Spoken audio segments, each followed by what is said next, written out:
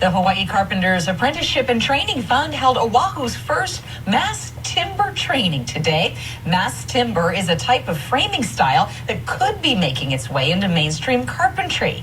Nathan Shinagawa has more.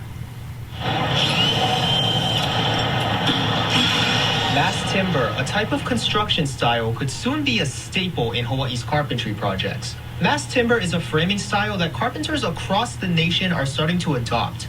And today, the Hawaii Carpenters Apprenticeship and Training Fund began training their workers on how to use it. We believe that the trend is coming, and we want our members to be as prepared as much as possible. What we're doing right now is getting our members familiar with what kind of anchoring systems are going to be used in mass timber installs, what it takes to lay out, making sure everything is level, plumb, and square. And if the mass timber does find its way to Oahu, carpenters are saying that there are a lot of benefits it could have to both the appearance and safety of Hawaii's buildings. It actually leaves less of a carbon footprint other than concrete and iron construction. It has a slight fire resistance as far as burn rate.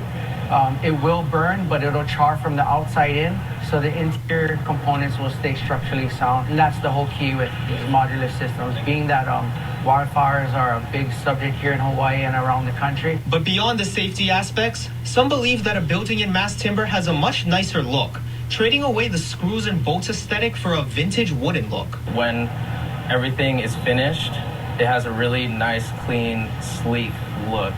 Because a lot of mass timber, you're going to see the exposed timber on the insides of the interior. It kind of gives it a more natural, more calming effect to people rather than seeing all these metal beams and concrete, and it just looks better. Mass timber projects are currently in development on Kauai and Lanai. Nathan Shinagawa, KHON2 News, working for Hawaii.